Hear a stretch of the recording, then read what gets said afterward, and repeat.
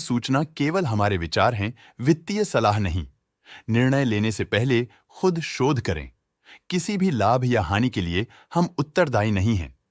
आज हम देख रहे हैं ईपीएल लिमिटेड के 2024-25 Q4 की consolidated financial performance. Starting with the sales, पिछले क्वार्टर से सेल्स में 9% का इंक्रीज हुआ है, मगर कंपनी ने पिछले साल के मुकाबले 7.5% का सेल्स इंक्रीज रिपोर्ट किया। Expenses 8% quarter on quarter increase हो गए हैं, जो साल भर के 4.5% के राइज के साथ अलाइन करता है। क्वार्टरली एक्सपेंसेस के कंपैरिजन में सेल्स इंक्रीज होना दिखाता है कंपनी ने अच्छा परफॉर्म किया। ईयरली कंपैरिजन दिखाता है कि कंपनी ने इस साल अपनी परफॉर्मेंस में सुधार किया है।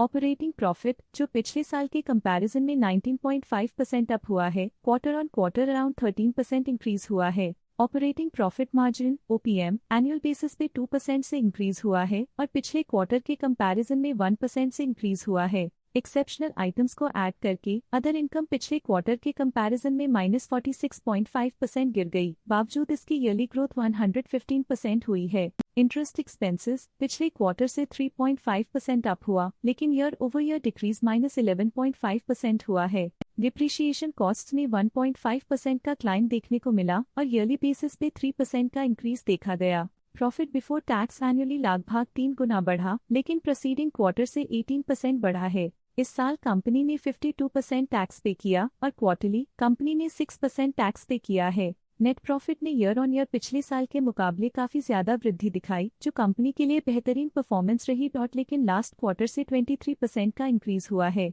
इस क्वार्टर में कंपनी का परफॉर्मेंस अच्छा रहा और स्ट्रॉन्ग ऑपरेशनल मैनेजमेंट दिखाया। वहीं अगर एनुअल एनालिसिस की बात करें तो इस साल कंपनी का परफॉर्मेंस काफी अच्छा था। अर्निंग्स पर शेयर ईपीएस में साल भर में अप्रॉक्स 5 गुना का इजाफा देखा गया, जो कंपनी की एक्सेप्शनल परफॉर्मेंस को दिखाता है। लेकिन क्वार्टरली में 22% की बढ़ोतरी भी नजर आई। इस क्वार्टर में कंपनी का ईपीएस अच्छा रहा और स्ट्रॉन्ग मैनेजमेंट दिखाया। ईपीएल लिमिटेड के फाइनेंशियल स्नैपशॉट को रिव्यू करते हुए कुछ मुख्य ट्रेंड्स सामने आए हैं, जो कंपनी की परफॉर्मेंस पे रोशनी डालते हैं। मार्च 2022 से मार्च 2025 तक ईपीएल लिमिटेड की फाइनेंशियल जर्नी में सबसे पहले बात करते हैं सेल्स की। इस साल सेल्स में 7.5% की वृद्धि हुई है और पिछले 4 सालों में 23% की वृद्धि हुई है, जो एक निरंतर अपवर्ड ट्रेंड को दर्शाता है। पिछले 3 साल से सेल्स लगातार बढ़ती जा रही है, जो मार्केट एक्सपेंशन और कंज्यूमर डिमांड में वृद्धि को दर्शाता है। अब बात करते हैं एक्सपेंसेस की। इस साल एक्सपेंसेस 9% बढ़े हैं और 4 सालों में 22% का इजाफा हुआ है।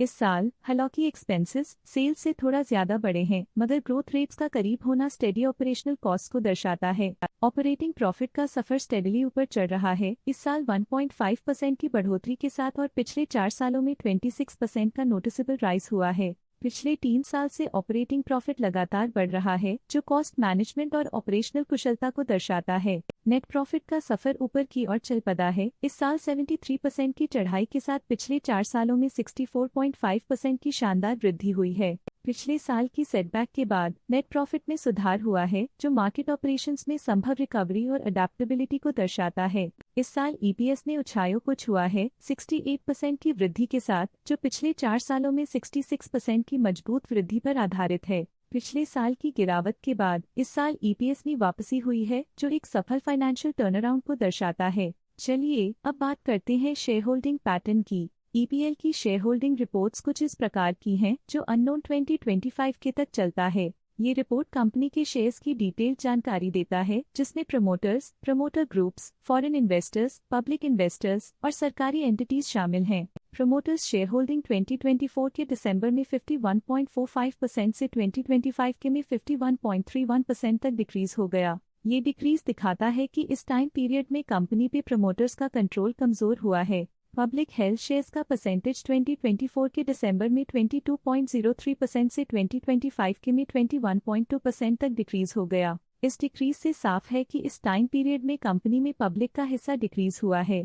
जब कंपनी के शेयर्स का अधिकतम हिस्सा प्रमोटर्स, एफआईआई, डीआईआई या गवर्नमेंट के पास होता है, तब ये माना जाता है कि कंपनी मजबूत हाथों में है, जो स्थिरता और मजबूत समर्थन को दर्शाता है और इस मार्केट की स्थिरता बनी रहती है। डोमेस्टिक इंस्टीट्यूशनल इन्वेस्टर के शेयर होल्डिंग में थोड़ा डिक्रीज आया 2024 के दिसंबर से 2025 के में, जो दिखाता है कि डोमेस्टिक इंस्टीट्यूशंस ने अपने स्टेक को -0.6 से डिक्रीज किया है। FII, फॉरेन इंस्टीट्यूशनल इन्वेस्टर्स ने अपना शेयर होल्डिंग दिसंबर 2024 में 14.94% से 2025 में 16.51% तक इंक्रीज किया। ये बताता है कि फॉरेन इंस्टीट्यूशंस ने कंपनी में अपना इंटरेस्ट 1.57% तक इंक्रीज किया है। ये था कंपनी का करंट शेयर होल्डिंग पैटर्न। अब नजर डालते हैं EPL के स्टॉक रिकमेंडेशन पे। लोटस स्टॉक का करंट प्राइस 277.7 रुपीस चल रहा है। मोतीलाल ओसवाल ने स्टॉक की बाय रिकमेंडेशन दी थी। उन्होंने स्टॉक का टारगेट प्राइस 300 का अनुमान लगाया था। रिकमेंडेशन के समय स्टॉक का प्राइस 249.55 चल रहा था, जो करंट प्राइस से 19% अप है। ICICI सिक्योरिटीज ने स्टॉक की बाय रिकमेंडेशन दी थी। उन्होंने स्टॉक का टारगेट प्राइस 350 का अनुमान लगाया था। रिकमेंडेशन के समय स्टॉक का प्राइस 254.9 चल रहा था, जो करंट प्राइस से 24.1% अप है। आज के लिए फाइनेंशियल सेक्टर में इतना ही। देखने के लिए धन्यवाद। स्टॉक लेटेस्ट न्यूज अपडेट के लिए चैनल को सब्सक्राइब करें और वीडियो को लाइक एंड शेयर करें।